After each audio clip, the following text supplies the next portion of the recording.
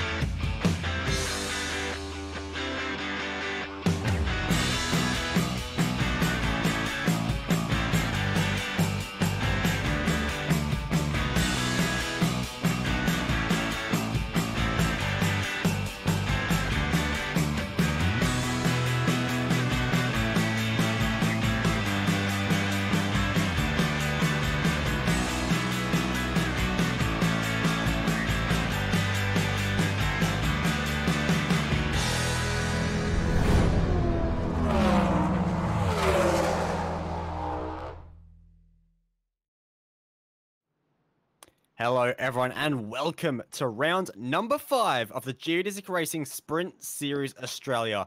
Tonight we head to the infamous Nurburgring Grand Prix circuit, which features tight corners, fast corners and medium speed as well. It's got a little bit of everything and is sure to provide some very interesting racing for these 39 GT3 cars we have for a 45-minute race to the flag. Last time out in these GT3s, we saw a sprint race with 2 different races. This time, it's all in the one.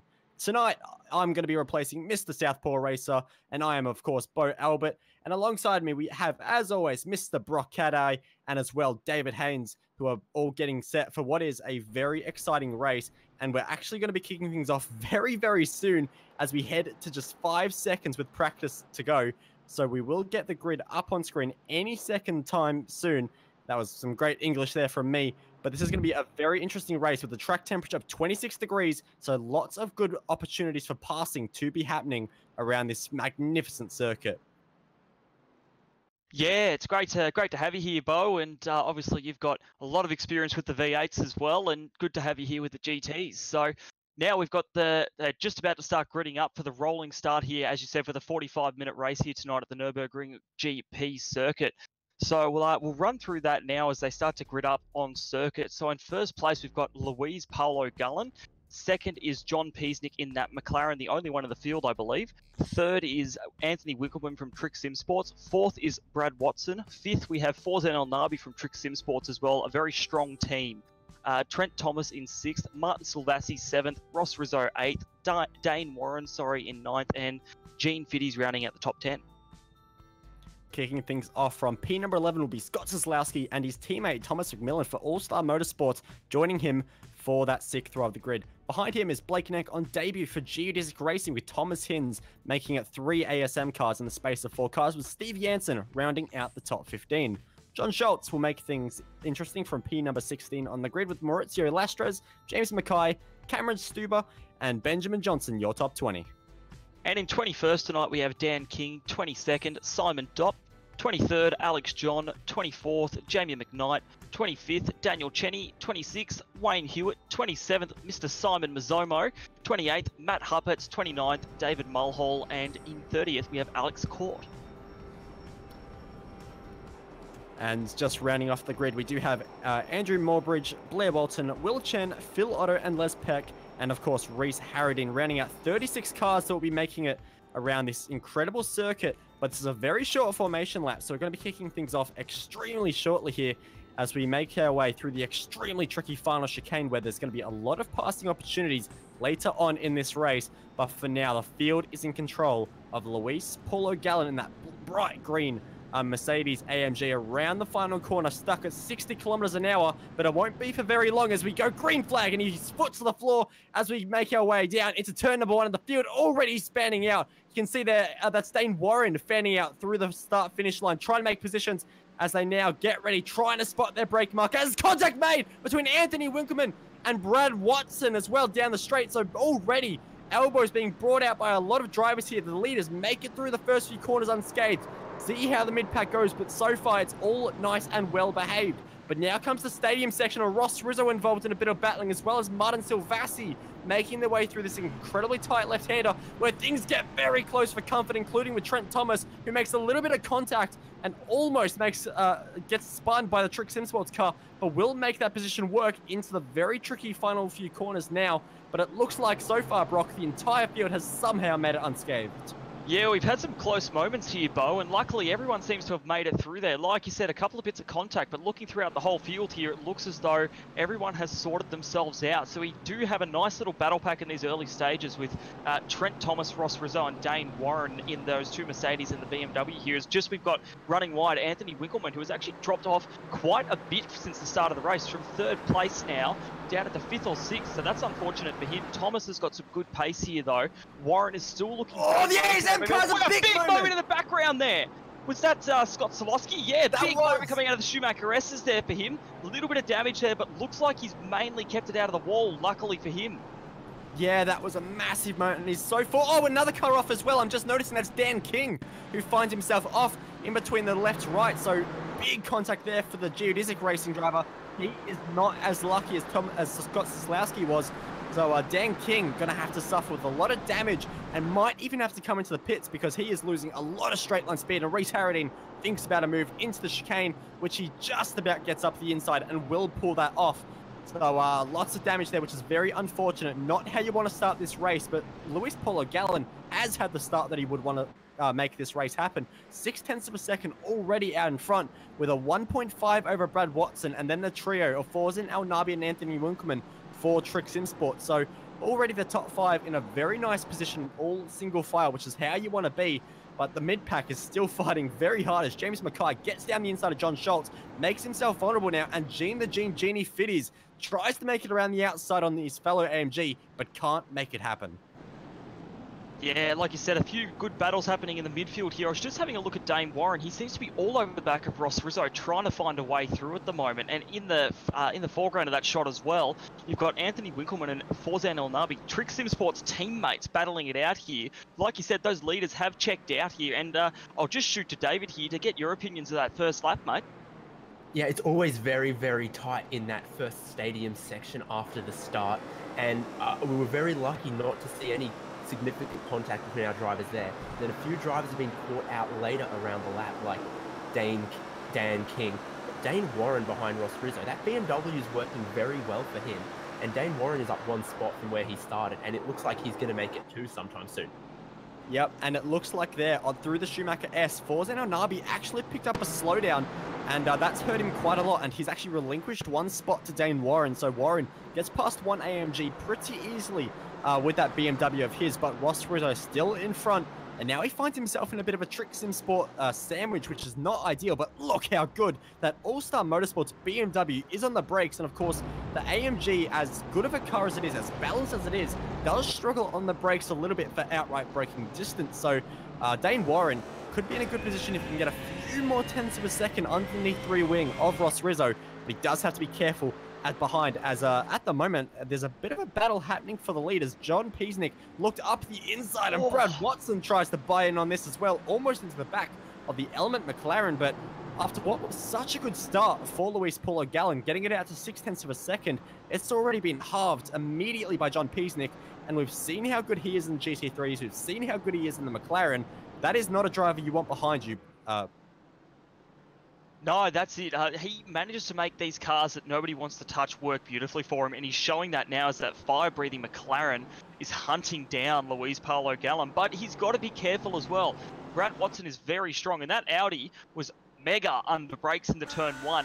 Piesnik will keep that in his mind now because he's got to watch out. He wants to try and attack Gallen, but equally he can't give up that spot to Watson. As Watson takes, it's interesting to see the different lines here actually with the different cars as they come through here. Obviously 3 different manufacturers all here, different handling styles and different cars as they all come through the Schumacher S's now.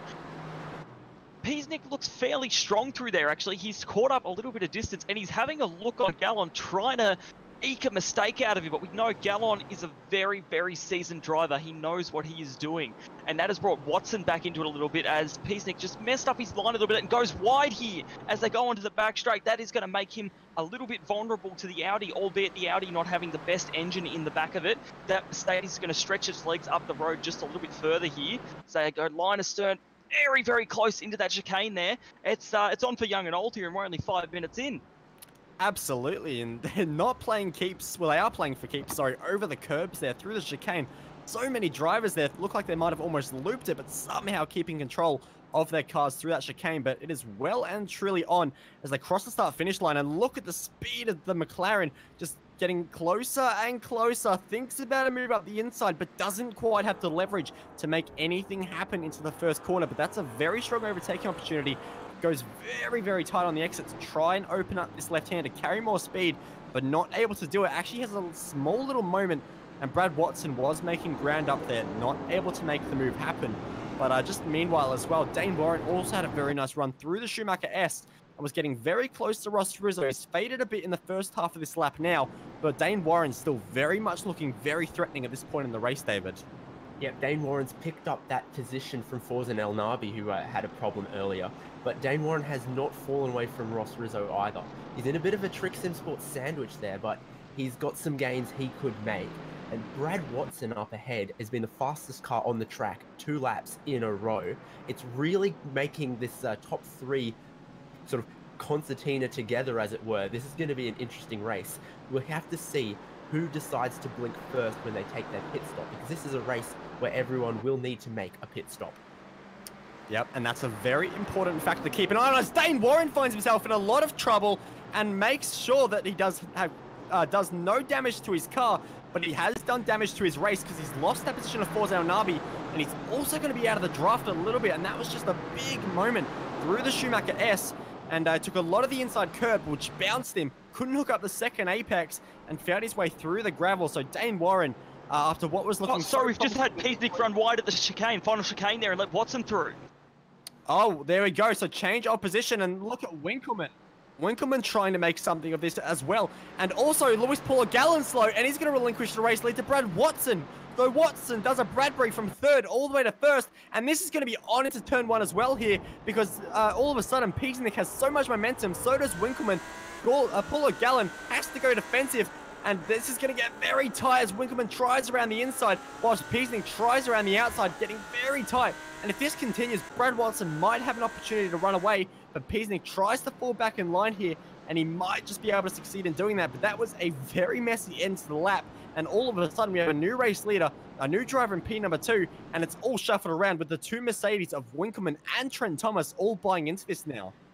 Yeah, and that Audi of Brad Watson looks very strong here. So I think Gallon is a bit of the cork in the bottle, if you will. And now that Watson's free, Peasnick has got to get past Gallon. And we've got contact between Winkleman and Gallon here. Yeah, just a little bit of contact there as he was getting very opportunistic through that last little section. But look at the different lines they're taking through this corner. With the camber, you can run there. You can V the corner off. You can run around the outside. You can just run tight. And all 3 drivers there were using different strategies as Winkleman gets a little bit loose heading through the Schumacher S and has to fight the Mercedes. Loses ground to the Peasnick, who is still trying to find a way past Luis Paul Gallon, who was appearing to struggle a little bit, did not make that corner at all, and Peasnick thought for a second about diving up the inside, wasn't able to make it happen though. But what this is allowing is Brad Watson to run away with this over a 1.1 second lead at the moment, and Peasnick has to make a move soon, but he's not close enough, and if anything, he's under more threat at the moment from Winkleman. Yeah, Winkleman's looking pretty strong here. He's made up for the fact that he had not a great race start here, and he was flashing his lights into that final chicane. Peasnick is defending as well.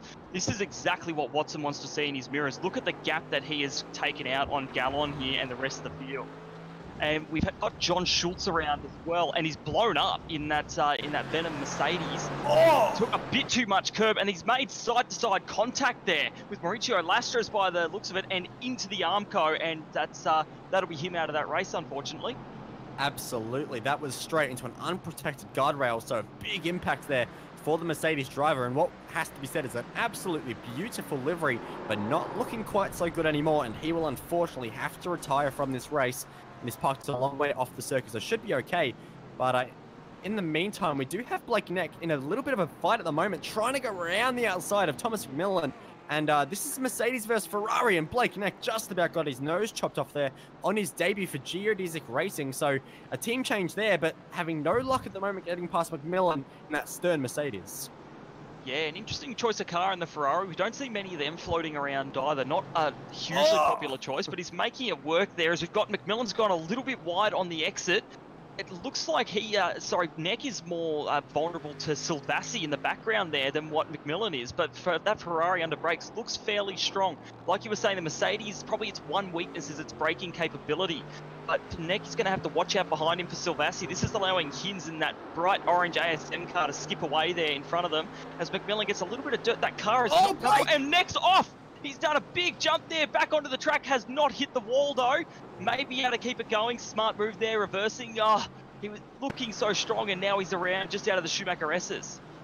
A lot of drivers having trouble through that section in this race, just getting a bit too much curb, upsetting the car. Some of these cars, just the way they're set up, not handling the curbs through there very well at all. That's an action spot. Absolutely, a lot of cars finding their way into trouble, but look at Anthony Winkelman, who dives up the inside of John Peasnick and makes it work through the final corner, but does not get the exit speed, and that fire-breathing McLaren trying to come back into turn number 1 now, and Winkelman making his car as wide as possible, no way up the inside, but Peasnick will throw it around the outside, deep on the brakes, and almost gets it done, but just too deep, can't hold it, and has to relinquish, but he tries up the inside, almost contact as well. And that move was never quite there, but Peasnick's starting to get desperate. He knows he can match the top view, needs to make this work, but Winkelman not making life easy at all. And losing that spot is not what Peasnick needs, and he's really in a struggle point now. And David, I'll throw this to you. Do you think there's anything he can do with perhaps an early pit stop that maybe, just maybe, can benefit him? Well, we've talked about this before in this series with the McLaren and these longer races. The tyres kind of go away from it more than they do in the sprint races. I reckon what Peasnick could do is take the earlier fuel stop, just go down the pit lane, let the tyres cool off a little bit, and then if he can find a spot with some clean air, some slightly cooler tyres, he might be able to put in some good laps and get an undercut potentially. Well, there we go. So there's one opportunity for John Peasnick to make his way past a little bit of traffic, but at the moment, no progress being made, unfortunately for him. And from second on the grid, being in fourth at the moment is not what he would have wanted. But at the moment, McMillan and Silvassi continues to rage on through the Schumacher S. And we'll see if Silvassi can make anything happen, because there is a big overtake opportunity into the final chicane coming up if he can just nail this run. This is Mercedes versus Mercedes, so this is all about driver talent. Who can make the most of it?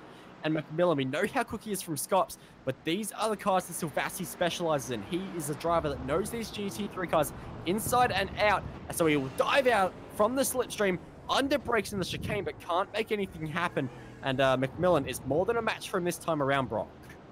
Yeah, so McMillan, that car doesn't look comfortable underneath him. We've seen he's struggling a little bit with oversteer, particularly through some of the faster corners here. So he's going to have to watch out. As Silvassi's, he's already peaking around the inside there of McMillan. McMillan is a spirited racer. He loves a good battle here. And Silvassi's not going to defend against Silvassi. I think he knows his numbers up. Silvassi, easy move down the inside there. McMillan nearly drills the back of him trying to get the under-over done. And it looks like Silvassi's going to have that move done as they come through turn 2 there. So a very nice move there from Silvassi, but McMillan might think about it up the inside. He's not willing to take this one lying down. Tries to fire back, takes a wide line, tries to get the speed, and Silvassi actually overrun quite a bit. So does not have the exit speed, but it's going to be a very tough battle for McMillan to get past, because he has to go the long way around this corner. But he's got the bravery to do it, but he doesn't quite have the grip. But somehow keeps it up the inside for this next corner, but can't get the run. Contact is made. Silvassi having to run through the gravel and will hold that position, but that was very close stuff, as we do have our first pit stop taker, which is going to be Blake Neck, and he's back out on track now, but that would probably just be for new tires or something along those lines after that very scary moment at the Schumacher S. But Silvassi and McMillan, what a battle that was for a few corners there, Brock. Yeah, well, like I said, he loves a good battle, and just having a look at Winkelmann and Peasnick. Peasnick has actually ranged back up onto Winkelmann here, so that McLaren has had a second life, if you will, in the first sort of 15 minutes of this race. And we said he's fast, and that pit stop strategy may work for him. If he can get some clear air, he can put in some good laps and really use that McLaren's skills. But right now, he can't do that if he's stuck behind another car and he's getting held up. So obviously Winkelmann was doing that, and now he's in front, back where he started. But Peasnick just can't seem to find the way by any of the regular overtaking spots, like turn 1 here. Just can't get the run out of the corner to throw it down the inside. And he's trying to look left and right, but just can't get it done as he ranges up close on the bumper here. And he's trying to take that tight line that you were talking about earlier, Bo, trying to make it work, but it's just not really happening for him. And David's talked about in previous rounds as well, the tyre wear on the McLaren seems to be worse, and that pace drop-off is a lot worse compared to your Mercedes and Audi. So Peasnick has to have that in the back of his mind as well as to how hard he pushes now compared to in the last 10 minutes of the race. Yeah, when Peasnick lost second place, it's because he got a bit too deep on the brakes into the final chicane. Maybe he's just struggling with confidence on the brakes now. He just doesn't trust the car to go deep on the brakes to make a move on Winkelmann.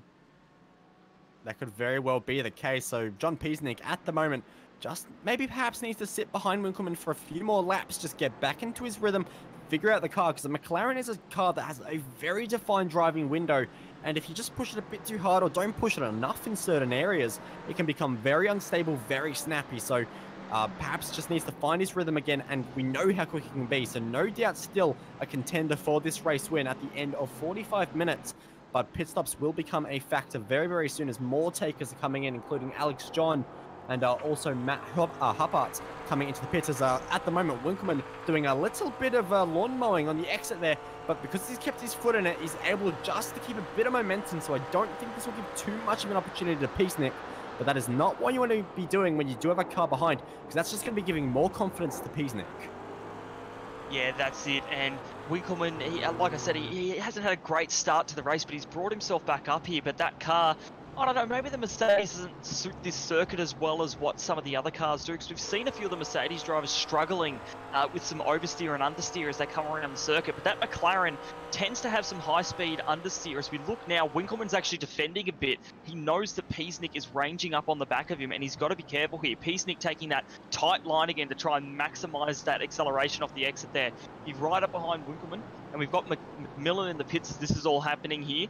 Peasnick not going to go for the move down here. Smart move. His car's looking a little bit tighter, actually, and a little bit nicer to drive than what that Mercedes of Winkelmann is, as he gets very, very close there. So Peasnick is there. He just needs to be up alongside, and you'll get this move done and up onto the podium.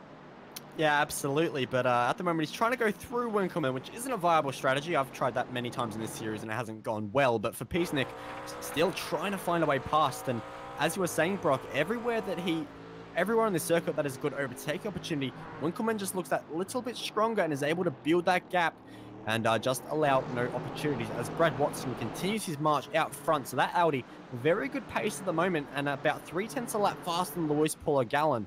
So very nice pace from Brad Watson there, who leads this race as he makes his way into the final few corners of this lap. But we'll focus on Peasnick behind, because this is the closest he's been for a little while. And Winkelmann just overrunning, but Peasnick kind of follows him. If he could have kept that a bit tighter, opened up this right-hander and got on the power, might have had an opportunity. But again, I just don't think he's going to be close enough. And Peasnick at the moment, strategy surely has to be the forefront at his mind right now. Yeah, that's it. He's been stuck behind Winkelmann for so many laps now, and you can see Peasnick has a strong car here. He's looking in that braking zone. He closed up so much on the back of Winkelmann. Just can't get past, and that is hurting him. Like Trent Thomas in the background here is starting to get a little bit closer. Peasnick just has a little wobble there coming onto the main straight, but Winkelmann isn't getting closer to Gallon and Watson, and that's where Peasnick needs to be. So I think pitting sooner and getting clear air is what is the best thing for Peasnick. Letting those tyres cool off a bit and going again, trying and setting some purple sectors and hoping that he can jump Winkelmann in the pit cycle. Yeah, well, that would be one of the better ways to go about it. But Trent Thomas is actually a very important driver to keep an eye on, as you said, because last time around, he was the second fastest car in this top 6 or so battle, and he was 0.4 of a second quicker than John Peasnick last time around. So he could very well become a factor very, very soon, because he's been in his own little space, hasn't been battling too hard with anybody, so he's been able to look after his tyres, look after his car, keep his rhythm, and that is really starting to pay dividends for him in this second phase of this stint, and he's definitely making ground at the moment, so if he can just get a little bit closer, he has every chance of making this move happen on Peasnick. If he continues to struggle, getting more sideways through that long right-hander, the balance just is not there at the moment for Peasnick. So perhaps the track conditions, which are 27 degrees now, the track temperature continuing to range up as more cars lap around it, not suiting Peasnick, and that's really beginning to hurt him. Excuse me, yeah, David, I'll shoot to you here. You had some comments earlier in earlier rounds about the McLaren and the heat of the track and the way it doesn't really react too well. Yeah, it's the rear tyres, I think. They're just, the slip angle increases a little bit, wears the tyres down, they get a bit slidey. It's a very wide pit window here for this race. So we've seen some guys take it already. And I think some guys, including some of the Trick Simpson guys. Oh, it gets very close. Peasnick looks to the inside in the final corner. Winkelmann pushes very wide. They go side by side through the final corner. McLaren might be just a tiny bit faster in a straight line. Will he be able to get a draft? Does he trust himself to send it deep on the brakes into the first corner on the inside of Winkelmann? This will be exciting, Bo. It absolutely will, and Peasnick down onto the brakes as hard as he can, but overshoots, and it's all too easy for Winkelmann to get back up the inside and block off the move into this next left-hander, although Peasnick will try. So Peasnick, a beautiful opportunity to make a move, but just tried a little bit too hard, and the brakes on the McLaren not doing it any favors, despite the Mercedes being one of the weaker cars on the brakes. A little bit too eager to get the move done and couldn't do it, but that all stems from Anthony Winkelmann making a little bit of a moment through the final chicane, got one wheel into the grass, lost all traction, and Peasnick was able to fire it up the inside. Winkelmann being very nice and giving plenty of room through that final corner, but he's beginning to struggle on corner exits a bit more, and this has really brought Peasnick back onto the rear wing of the Mercedes, and now even into this section of track where we have seen Winkelmann pull a bit of a margin in the last few laps, all of a sudden that margin is not there, and Peasnick, if he can carry the speed through the Schumacher S uphill, where the McLaren really able to use its torque, of course, so much power in that McLaren, and uphill, it's only going to be shown even more, and in the draft as well. So this is one of the closest Peasnick has been in the last few laps again, and he doesn't overshoot this time. We saw last time he was close, he just overshot a little bit. He's got it a lot nicer this time around, gets a nice exit. Will it be enough into this final chicane, Brock? Yeah, well, I think Peasnick smells blood.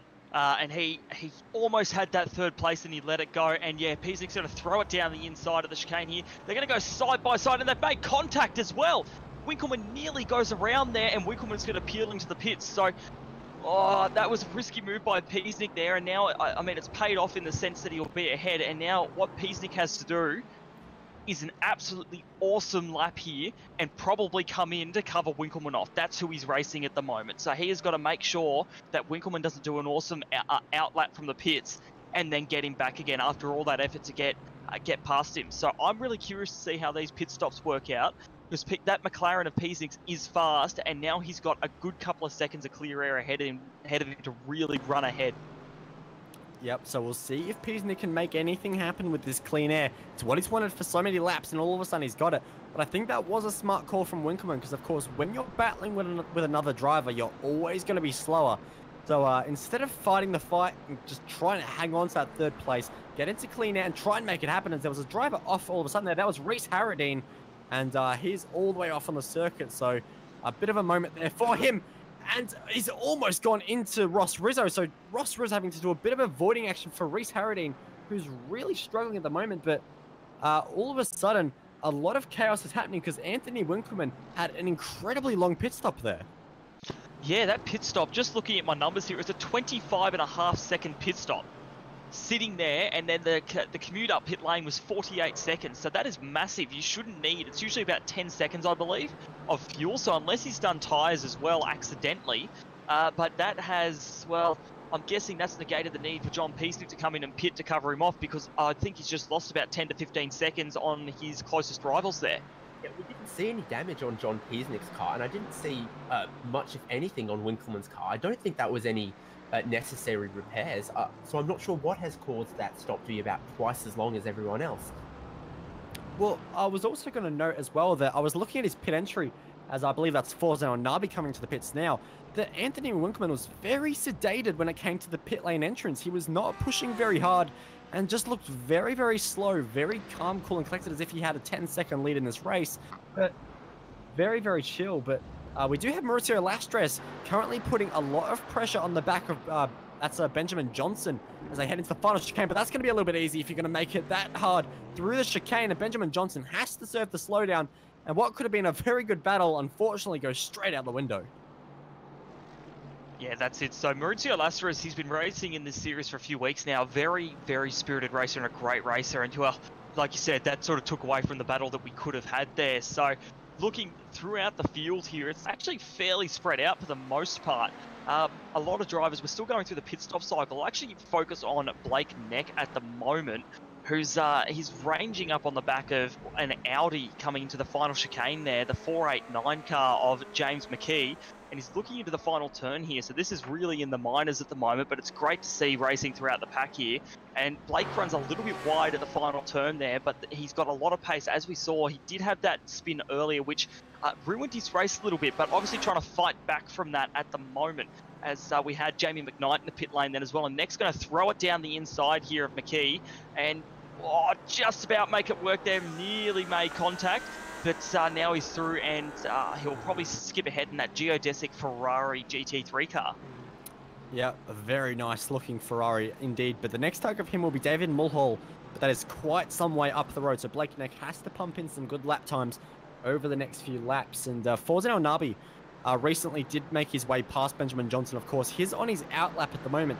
And his pit stop was a staggering 15 seconds quicker than Anthony Winkleman. So definitely an issue of some kind. And that was not planned for Winkleman, just to confirm it. So the teammates are going for a much shorter pit stop.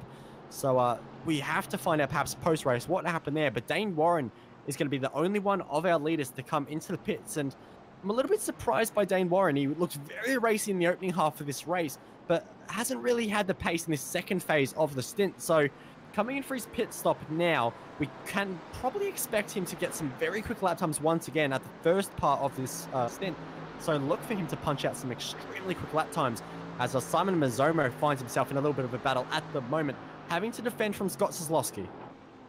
Yeah, so Mazzomo, he's racing hard in that Mercedes, but Sosloski is a sports car racer at heart. He absolutely loves them, and we see him in here most weeks, as he's right on the back of that Mercedes coming down the back straight here.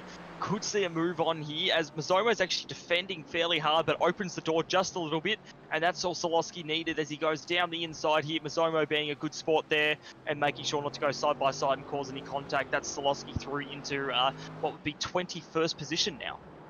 Yep, absolutely. So good racing there from those guys. And the next challenge for Scott Sosloski will, of course, be Jamie McKnight and the Evolution Racing Team Mercedes. So we'll see what Sosloski can do, if he can make any ground in the next few laps, because we have seen him have some incredible pace throughout this entire season. But just a little trivia for those that are watching. I just want to point out that on the last lap, the top two in this race both did identical lap times, and John Piesnik in third place was only a few hundredths quicker. So the top three at the moment absolutely punching out the same lap times.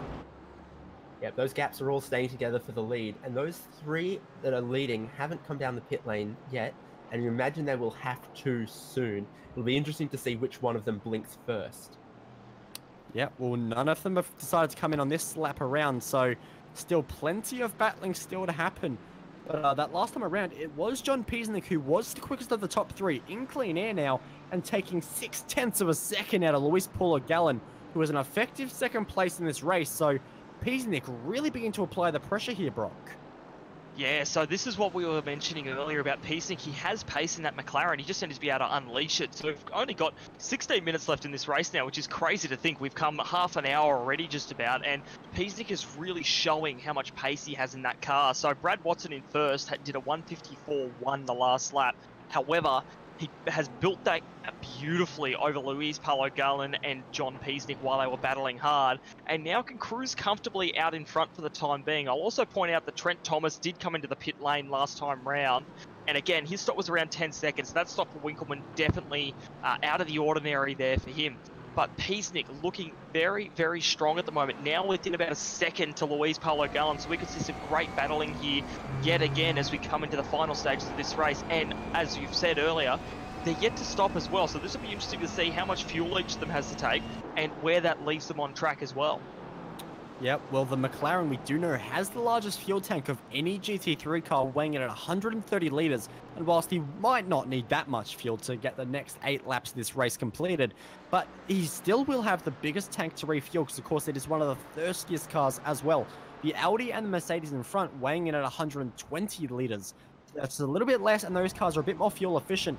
As we'll just see how our leaders react to the pit lane this time around. Brad Watson doesn't even think about it. Luis Paulo Gallen and John Peasnick all deciding not to take it this time around. So they are really waiting until the last few laps to take this pit stop, which I can see for one reason being traffic. You don't want to come out.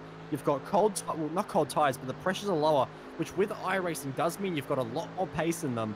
So you want to be able to use that pace in clean air. So you don't want to be behind traffic, but I don't know. I feel like this could potentially give the undercut quite an advantage to someone like Trent Thomas, who was looking very strong in the last part of the stint, and is all of a sudden on new tyres and are making very good headway as John Peasnick continues his march. And it wasn't just 0.6 of a second last time around, David. It was 7. Yeah, Peasnick's found a real second wind in this end of his stint here. He was really struggling. The car was looking a bit iffy, and now all of a sudden he's the second fastest car out there almost. He was the fastest car out there the lap before. He's got some rhythm now, I think, and he's catching Luis Paulo Gallen, and that's going to be very close. You wonder, will John Peasnick drop into the pits rather than have to fight to get second place? Well, that would be one of the easiest ways to get around him, but we will have to see, because of course we don't know what kind of fuel saving these drivers have been doing. The Mercedes is very strong when it comes to fuel saving. It's able to just utilize lift and coast a bit better than some of the other cars, but running that wide through the Schumacher S won't help Paulo Gallen. It definitely won't help any fuel saving efforts as he has to push his way through the sand. But nonetheless, doing a great job. Just a little bit of traffic in front in the form of Dan King, who is trying to recover after what was an unfortunate lap 1 incident for the Geodesic racing driver. But Peasnick now using a very nice tactic that I love, at least, with the headlights are flashing, but not close enough. But will he be able to use this traffic to any kind of advantage if Dan King doesn't elect to get out of the way too soon? Because of course the leaders are there. He has to find a way past, but this is all of a sudden turned into a pit stop battle as Brad Watson comes into the pits, as do the two behinds. This is all about how good are the pit crews now, and how much fuel do the drivers save in the first stint, and how much are they willing to save in these final 7 laps of the race. Yeah, looks pretty comfortable for Brad Watson if no mistakes are made in the pit stop, but this gap between Peasnick and Gallen is short enough that if one of them gets the quickest stop, it's advantage to them. I don't know if Peasnick will be able to short fuel it, but if he could, there is an opportunity to jump in the pit stops here. Yep, Yeah, so we'll see how they... Oh, sorry, Brock, you go. Sorry, I was just going to say that Peasnick was really close there to Luis Paulo Gallen coming into the pits. He closed up a nice gap there, so we're watching them. Oh, and Peasnick, he's nearly got the jump there. It looks like he may have gotten the jump out of the pit lane, and he has. So he has jumped Gallen in the pits. This is critical here. Gallen gives him a little nudge down into turn 1. They've nearly made contact. Oh my goodness, these guys are playing for keeps now with about 7 laps left here. Watson is still out ahead there by about 4.1 seconds, but Peasnick critically has jumped Gallen in the pit lane with what they had. Peasnick was 0.7 faster than Gallen in the pits there. So the question is, does Peasnick have to save fuel in the final part of this stint, or can he go all out and try and chase down Brad Watson? Well, that's what we'll have to find out. And Peasnick already definitely not looking like he's saving fuel, trying to break the draft of the car behind. So he's on a mission, but 0.7 in the pit stop is a big saving. And now you can see just how critical that can be. And I was a bit surprised it wasn't a bit of a drag race out of the pit lane. And Peasnick was able to clear him. Just getting the pit speed limiter off just a fraction earlier really helped him as well. So very nice pit stop phase from John Peasnick there. Now into an effective second place in this race, ahead of Luis Paulo Gallen and just behind Brad Watson. But this is all going to be playing for keeps as well for P number 4. Because at the moment, Trent Thomas does look to have that position pretty safe. But Forzano Narby is still creeping in the background, and in the last few laps has been closing a little bit. And in fact, last time around, it wasn't creeping closer at all. It was 0.5 of a second, David. Yeah, Forza El Nabi was the fastest car on that last lap. I mean, because the top three pitted partially, but obviously a turn of speed closing up on Trent Thomas. This has been a bit of an off race almost for the Trick Sim Sport guys. We normally see their cars running very well and in contention for the lead. And just through the start of the race, some of them had some problems, but now it's could be for Forza El Nabi to regain some honor and pass the Mercedes with a Mercedes. Yep, so we'll see if Forzen can make anything happen. He's definitely been closing. We'll see what they do this time around. It's a 54.7 on the clock for Trent Thomas, but a 54.5 for Forzen El Nabi, so another 2/10. So Trent has tried to respond, but respond as he might, Forzen El Nabi continues to just show what kind of pace he has across all kinds of cars, whether it's a Porsche, a Mercedes, or a V8 supercar. Fantastic pace all over.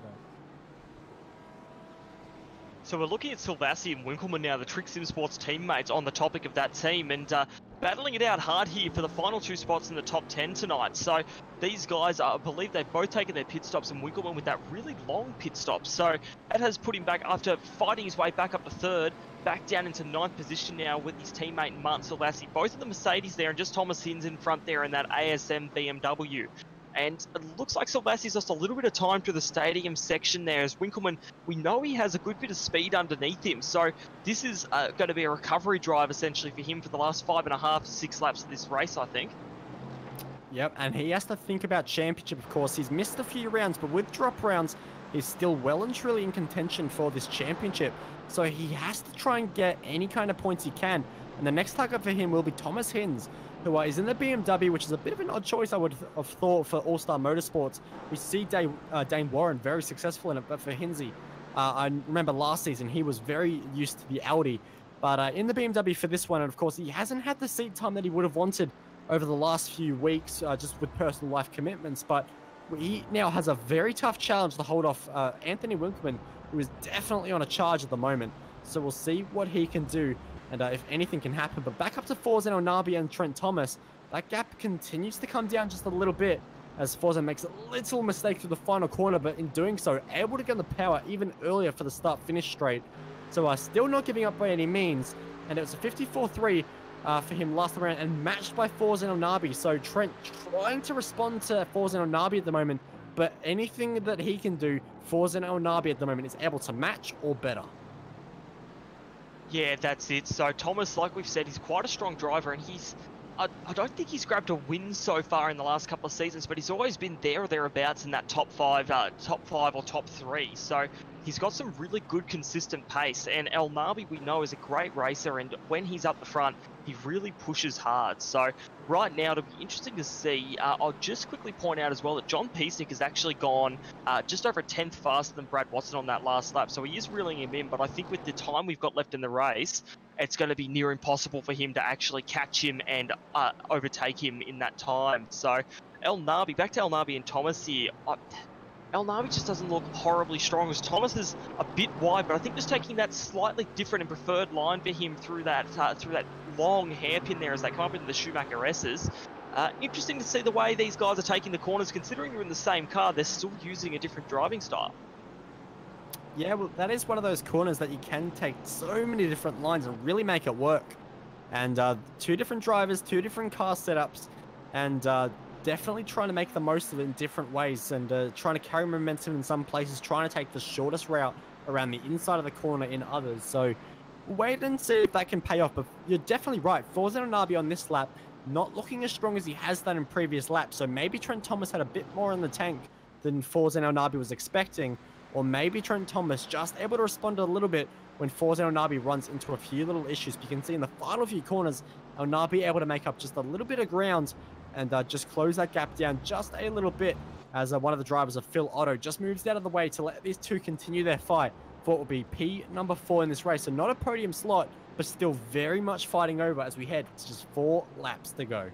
Yeah, Bo. Now, Anthony Winkleman absolutely closing up on the back of Thomas Hinz for 8th place. That gap's come down, a couple tenths on the previous lap, and on this lap, another 2 tenths. Anthony Winkleman now within that 1 second of Thomas Hinz. Yep, very strong pickup there, because Anthony Winkleman could be even threatening on the end of this lap. He's very much charging, and closing bit by bit on the BMW. Both front-engined, both German cars at a German circuit, but Winkelmann, just look at the pace he's able to carry into the corner. In doing so, he does sacrifice a bit of the exit speed, but in that kind of a corner, doesn't matter all too much because he is closing quick. And Thomas Hens will be feeling the pressure, but we know Thomas Hens, he loves a battle. He's never going to give up a position too easily. And especially when there's just 3.5 laps to go, he's going to fight for every meter on this track and make that BMW as wide as he can. So I expect this to be a very interesting fight over P number 8, as Hinsey will definitely put up a fight, but the pace Winkelmann is carrying into the corner in comparison. V's off the corner, gets a strong run. Hinsey not so much, running it a bit wide through the gravel, and he really has to hook it up through the Schumacher S, and doesn't quite meet the first apex, and Winkelmann just able to carry a lot more speed throughout. So he's just closing rapidly. You can get a move done into this corner, but Winkelmann thinks better of it, tries to keep it tight through this corner, make it all the way out to the exit of the grass there, then carry the momentum through, and you'll have a shot into the Vidal chicane at the end of this lap. Now in the slipstream, the Mercedes much stronger in a straight line than the BMW, but he might just not have enough meters of leverage to get a move done yet. But still, you can see how threatening the Mercedes is, but bouncing over the curb, not what you want, bottoms out. And that was just taking too much curb, too low of a rear ride height. And now with just 4 minutes on the clock, he is under pressure because we know he's quicker than Thomas Hens, but he has just made a very large gap up here. Yeah, and the lap maybe 2 or so before that, Martin Silvassi made a very similar mistake. Those two cars were together, they were closing up on Thomas Hens, but now he's got a break because both of those Trick Sim Sports cars really struggling with that chicane. Yeah, absolutely. And that is one thing you have to be careful of with the Mercedes, because that can run some very interesting ride heights. I believe you can run as low as 88 millimeters at the rear of that car, which I know a lot of drivers do use, as the front ride height can go very extreme as well. So able to use a lot of rake instantly, and that's being used by a lot of drivers, including Trent Thomas and Forzen El Nabi, who's thinking about around the outside because he has had a much stronger final few corners of this lap. Now able to get right underneath the rear wing of Trent Thomas, and don't think about up the inside of the Schumacher S. You've just made yourself go wide and cost yourself a bit of a run into this next corner, but he'll be thinking of the Vidal chicane, whether he can make anything happen on the Amazon.com web services Fusion Sim Racing Mercedes just in front. So Trent Thomas really under pressure to hook up the next few corners, make something happen, and see what he can do. But it was a strong exit from Forzen Nabi. He's in the slipstream, closing just a little bit. Might not be enough, but we know Forzen Nabi is always willing to go for a gap, but there's traffic in the way. Has to back out, goes back for a second attempt as well. Contact made, and Forzen Nabi goes away and has to redress the position, and does so, and in doing so actually gives up a lot of time to Trent Thomas. So Trent Thomas, although having to skip the chicane and maybe a little bit of steering damage because that was right in the front corner of the car block, that is not at all what Forzen Nabi needed. No, I mean, that chicane, it does present an overtaking spot, but you've got to be generous there, and Thomas was not willing to give up that position, and as we saw, contact was made. So like these guys are very, very tough racers, and El Nabi, we've seen him before. He plays for keeps, and Thomas is he's one of the regulars that is always there. He does not want to give up these positions because the points he's getting are putting him in a not too bad a position in the championship. So with now less than 2 laps to go here, according to my timing screen, Thomas will be fighting every corner. It's down to these last few moments of the race where he stayed in 4th this whole race. He's made up a couple of positions as well, actually. He's not going to let this go easily. And while El Nabi's got that speed, if there's any damage whatsoever that came from that contact, as he runs wide there, actually, maybe some steering damage. This contact was slightly heavier than usual. We'll see here as El Nabi, he goes quite deep into the corner, maybe runs a little bit wide there. Thomas looked a little more settled coming out of the exit there. El Nabi a little bit wide. So I think that at the very end of the race, El Nabi is getting a little bit desperate in the sense to try and make up this time, particularly after that contact. Yeah, absolutely. And this is going to be a very tough battle for Thomas because El Nabi definitely looks a lot stronger under brakes. So if there's any opportunity, El Nabi might be the favorite to carry under the brakes. But David, you've been involved in a lot of last lap battles or late race battles. What can Trent Thomas do in this position where the car behind looks to be apparently quicker and your tires are beginning to go off? It's the end of the race. You know you're vulnerable. What can you possibly do to hold on to this position? I think Trent Thomas has done all the right things so far, just spotting his own braking move. El Nabi's been very deep on the brakes, taking some alternative lines, getting in his mirrors, but Trent Thomas has just held on to his line and not been distracted by that. And with just a couple of kilometers left to go, that's all Trent Thomas needs to do, as El Nabi goes very slow behind him there. Did he get a slowdown? He was on the brakes in a straight line, so I have to assume that was a slowdown. And if that's the case, that is all said and done for Trent Thomas in P number 4. He'll be able to run up the road, and it should be job done. So we'll see how it goes. But Anthony Winkelmann is closing rapidly with 1 lap to go on the back of Thomas Hinz. And this is going to be a very interesting last lap because Hinzi only has to hold him off for 1 single lap. It sounds easy, but not when the driver behind is Anthony Winkelmann, Brock.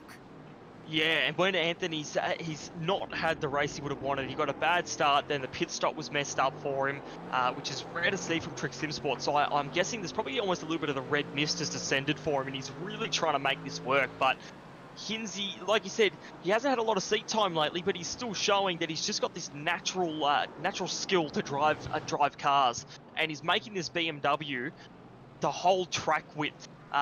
In terms of how hard he's fighting here, and he's really trying to make sure he holds on to this 8th place. After all, he started 14th, so he's made up 6 positions here as well in this BMW, and he's done a really good job. So we'll see. We'll watch here as they come through the Schumacher S's. Hinzi has been missing the apex at the. He almost hit it there, and that second apex was really nice. He actually got a good run off the exit of the Schumacher S's. As we come down here, Winkelmann's still quite strong under brakes, but can't go for a move here. I'll have to quickly cut across here, Brock, because we do have our race leader around the final corner, taking the victory in round number 5 of the Geodesic Racing Sprint Series Australia. It's victory for Brad Watson. He takes it out after 45 minutes. It's going to be Peasnick in P number 2 with Luis Paulo Gallen coughing across the finish line for P number 3. We will go back to the battle, though, between Hinzi and Winkelmann, though, for P number 8, because Hinz is not strong through the chicane, and Winkelmann tried to do it on the power, but oversteer, wasn't able to do it. Takes the wide line, tries to build momentum through the exit, hoping that there'll be an error from Hinzi, but Hinzi does not crack, and now Nabi is facing the wrong way on the circuit. We'll ignore that, because Thomas Hinz will bring it home only just for P number 8. A great display of defense in the last lap there after all the pressure Winkelmann threw at him. But that was a very interesting final few laps of the race. After what was a little bit of a slow burner initially, it really kicked off in the final few laps there, Brock. Yeah, exactly. I think we had quite a few good battles there. Personally, I think we were robbed of a battle between Watson, Peasnick, and Gallen in the early stages and in the very end of the race there. I think Peasnick definitely had the pace. And we're having a look at Mazomo now, who he's tried to go for the move into the last turn there. After starting 27th, he's in 19th, up 8 positions, which is a great effort in such a competitive series like this. He'll come across the line in 19th place, but I think we can give old Simon a pat on the back for that effort. That was a real good race for him. Yeah, absolutely. Always good to see the FT1 car out in force, and always putting on a good show and coming through the field. But we will get your race results up on screen after what was actually 46 minutes of racing here at the Nurburgring. And in the end, it was Brad Watson who capitalized from a very chaotic first few laps of the race. He got the race lead and never looked back. John Peasnick had to fight for second place, but in the end, in the pit stops, it was all said and done against Luis Paulo Gallen, who did fall back in the end a little bit, but never looked in doubt for a podium. Trent Thomas would come home in P number 4 after issues for Force and El Nabi on the final lap, with Ross Rizzo, your championship leader, coming home in P number 6. Dane Warren would bring it home in P number 7 with Thomas Hinz, Anthony Winkelmann, and Martin Silvassi, all rounding out your top 10. And in 11th, we have Gene the Genie Fiddies, and 12th is Steve Jansen. 13th, Blake Neck ended up where he started after that spin. Mauricio Lastres in 14th, James McKee 15th, Scott Solosky in 16th, Jamie McKnight 17th, up 7 positions, Benjamin Johnson 18th, Simon Mazomo in 19th, and rounding out our top 20 here tonight is Alex J. John. Bringing things home in 21st place would be Cameron Stubber, and David Mulhall brings it home just behind what was a very close finish between those two for P number 22. Simon Dott would bring home in 23rd with Wayne Hewitt and Blair Walton, your top 25. Andrew Mogridge and Alex Court would round out your cars on the lead lap for 27th, with Dan King, Matt Hopparts, Phil Otto, Les Peck, Will Chen, all making it 1 lap down, Reese Harradine 2 laps down, And then, unfortunately, Thomas McMillan running into issues, including a very long pit stop in the race and eventually retiring the car, with John Schultz and Daniel Shenny all running into issues at the start of this race. But it was a very chaotic race in the end.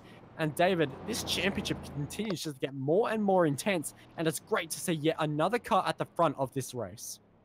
Yep, I'm really, really happy for John Peasnick as well. He's done well with that McLaren. We talk, it's an odd choice. We say, it's difficult on its tires, but good on him bringing that home in second place. And that also makes the championship a little bit spicier because he's been quick, but had some inconsistent results. He finishes ahead of Ross Rizzo this round.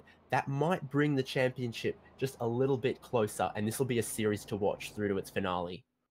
Yep, absolutely. And we do actually have our second place finisher here for an interview. So we'll drag Mr. John Peasnick up after what was a very, very tough race for him. It was a little bit harder than it maybe should have been. The car looked like it was very strong at the start of the race for you, John. But in the end, you had to really fight against Luis Paul Gallen, especially in the pit stops, to make that second place happen.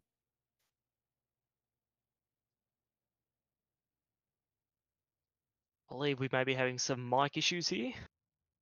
Yeah, so we might just double check if we're all good with John. Not quite hearing you at the moment, but it was a very tough race for the McLaren. Perhaps not the easiest circuit to have the McLaren, and some cars might have a better advantage, but we'll just see if we have John now. No luck at the moment, unfortunately. So unfortunate there for our second place driver, who is still considering everything he's had to put up with in the McLaren so far this season. Second place is one of his better results, I do believe, and continuing to make a charge in this championship, really starting to put pressure on the Trick Sim Sports guys for this championship. Of course, John recently rounding out the International GT3 Championship with the championship as well. So on a run of form at the moment, and we'll just try once more, John. Any luck with the mic? Unfortunately not. So apologies to John there, but we won't be able to get an interview with him tonight, unfortunately. And we're just waiting for anyone else who wants to come up for an interview. If you did compete in this race, be sure to come in for an interview. It'd be awesome to have some of our top 5 in particular come on down. But Brock, this championship, I believe it heads off to another track next week, which I believe is a completely different characteristic. And it's going to be, once again, very interesting to see just how the balance of performances with these GT3 cars changes, because every track, you have a different car, perhaps a different team, or even a different driver continuing to rise to the forefront.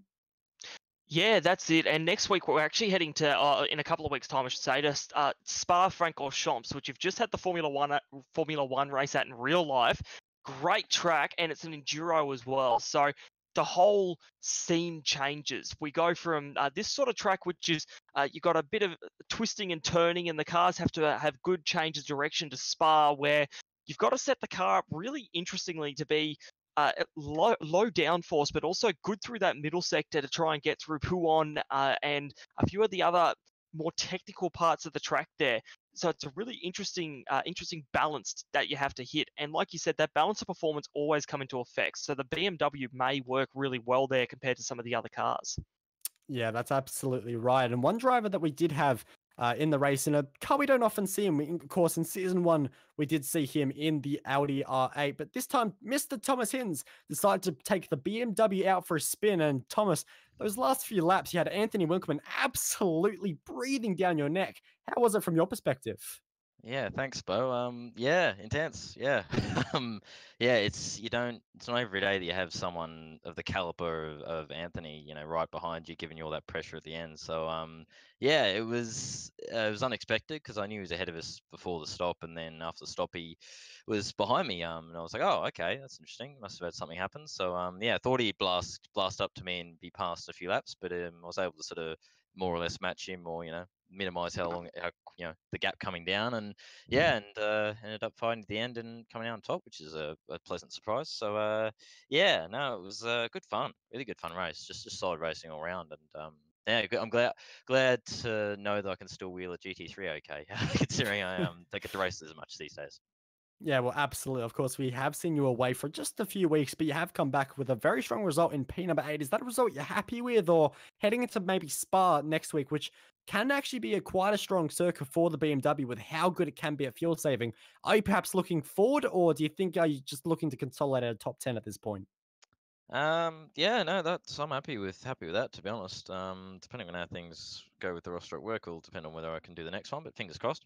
Yeah, no, I'm happy with the top 10. Yeah, because as I say, it's been quite a while since I've done the GT3s, especially the Beamer. I actually signed up before the season started. I went for the BMW because I wanted to try something different because I'd done quite a few hours in the Audi at that point. And then after I'd signed up is when I got the job. That's why I hadn't done any races in the series till now.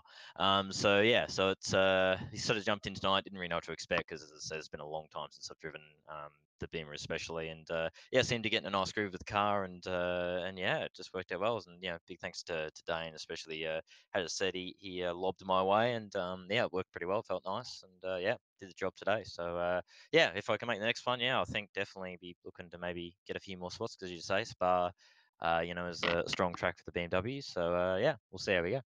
Well, fantastic. So we'll see how you do go next time if you can indeed make it at Spa and the BMW. Before we let you go, though, is there anyone else you would like to thank?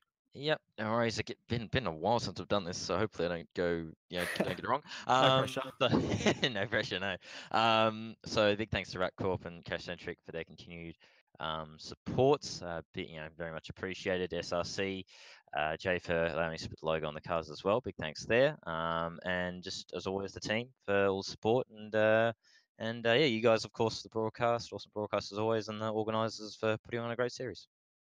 Fantastic. So that was Thomas Hinz bringing it home in P number 8 here at the Nurburgring. But Brock, I believe you're standing by with a now microphoned up John Peasnick. Yeah. Sorry, boys. That's all right, John. Good to have you in the box, mate. And well, that race went about as well as what you could expect, except for the fact that Luis Paulo Gallen looked to be holding you up a bit there. Can you tell us a bit about the pace of the McLaren and what you feel like you could have done with the car underneath you? Yeah, thanks, boys. Overall, the race was pretty good. I can't complain with the second place at all. But at the start, it was at the pace wasn't what I expected, so it was a little bit down, and I did have a little bit of pace to burn just then. But it was all my doing. I made a few mistakes at the chicane and let Anthony through, and it was a bit of jostling there. So they were all my little errors. So and then trying to get the positions back was a lot harder than losing them. Because everyone's so closely matched. So a little bit disappointed with not being able to be up there with Brad at the end, but I'm pretty happy with the comeback and getting the car back into second and closing back up to him a little bit. So. Yeah, beautiful. I mean, you did have some great pace at the end of the race there. Now, I want to ask you a bit of a question about the McLaren. Obviously, our only McLaren GT3 driver in the field. How are you coming to terms with it? And is it is it a good car for you to drive? Are you comfortable in it? Yeah, mate, I actually love the car to bits. So obviously I used to drive it a long time ago. It's a very different car to what it used to be. It used to be very fast in a straight line. It now is not. So you have to drive it very differently. But I absolutely love it. Like if you were to put me in a Merc, I would struggle like crazy. I just don't like the feeling of it. I just like the rear engine because I'm not sure if you notice, but where I drive in my lines, they're probably a little bit different to some of the other guys. So I really rely on the traction of the rear engine car or mid engine car to get me out of the corners, and it just suits my style pretty well. So I just stick with it. Yeah, beautiful. And just quickly, with Spa coming up in a couple of weeks, what sort of approach are you going to take to that track as opposed to somewhere like the Nurburgring GP circuit? Well, basically, there's the cornering is much more high speed. So obviously, you stiffen the car up and whatnot. And you just got to work on the more high speed stuff and just find a compromise there. As this one's more generally low speed stuff, so completely different setup wise, but. All in all, the car should be pretty decent there, dependent on some weather, but we'll see how we go. Yeah, that's it. Well, thanks for coming into the box tonight, mate, and well done on your result. Was there anyone you wanted to thank before we let you go? There's no one really to thank, but just obviously just shout out to Element Motorsports and just keep it up, boys. Thank you. Well, fantastic. That was John Peasnick. And to round things off, David, I believe you're standing by with Trent Thomas. Yep, I have our 4th place finisher, Trent Thomas. Trent, up 2 positions from where you started. Good bag of championship points. Are you happy with that? Oh, definitely. It's always good to move forward from where you qualify. Couldn't get ahead of John, unfortunately, but I am ahead of Ross, which was good for the championship. That is big. right towards the end, you were under some pressure from those Trick Sim Sport guys of Forzan El Nabi and Ross Rizzo. How did you keep them behind, and how did you keep your head cool with that? Yeah, I just tried to keep my eyes forward. Forzan's obviously a really good peddler, so I managed to sort of keep a bit of a gap. You didn't really get a chance until right near the end there to have a go. Unfortunately, we made contact. He did apologise after the race, which was good. So shout out to him for that. He redressed the position and we battled on. I'm not sure what happened on that last lap, but he seemed to fade right off towards the end. Yeah, now you pitted a little bit earlier than some of the other guys around you. What do you think was the optimal pit strategy for this race? Well, because you don't take tyres, it's a bit of a hard one.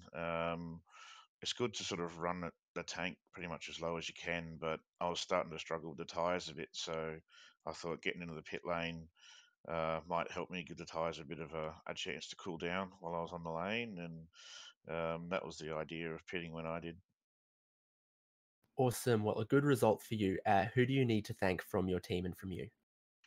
You guys for putting on the broadcast, GLA for hosting, and Amazon Web Services, Dripping Paint Graphics, and Eclipse Signage for Fusion Sim Racing. Thank you. Thanks so much, Trent Thomas, our 4th place finisher, and pretty happy with how his championship is going. Back over to you to wrap it up, Bo.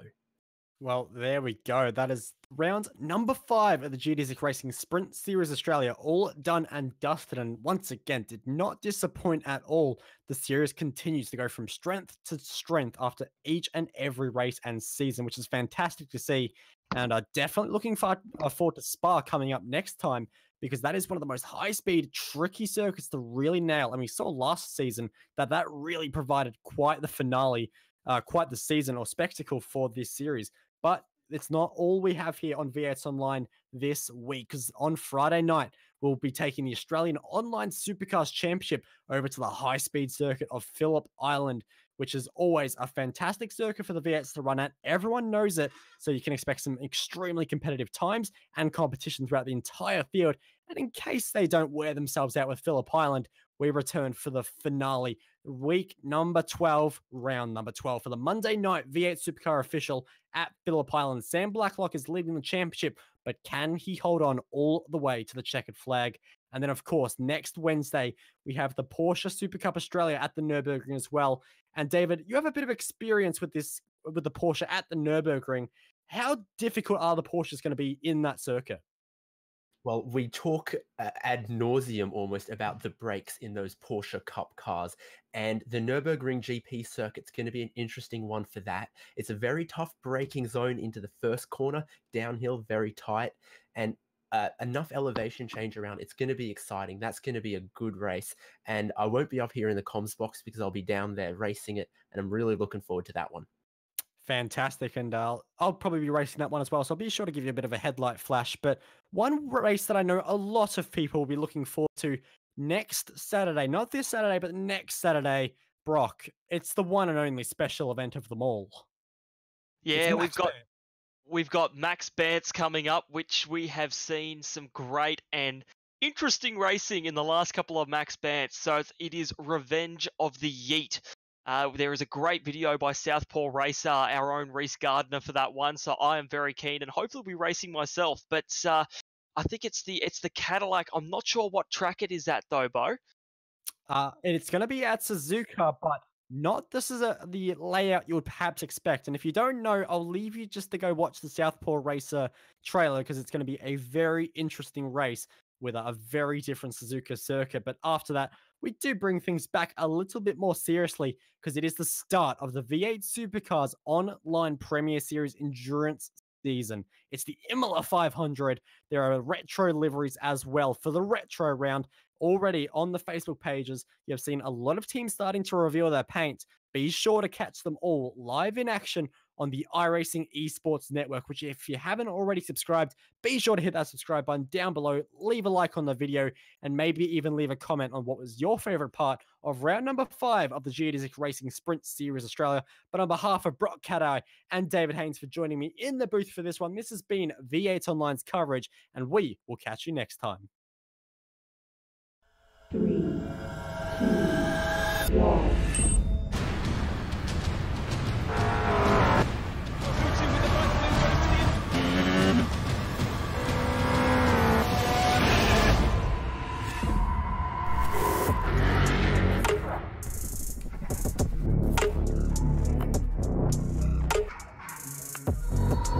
last year, I was sitting at a desk as a sales manager.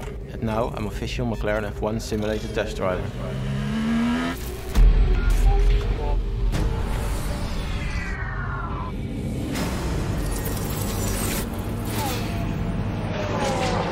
So it's 1.4 behind.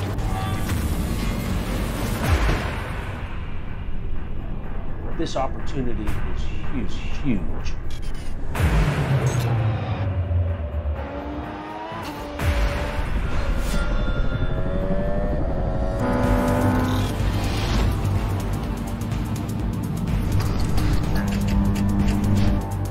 Oh, that's it, 46. Wow.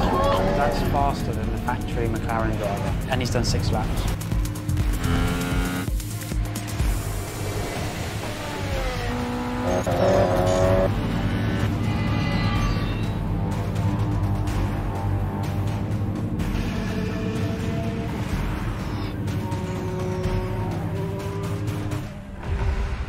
Let's go race.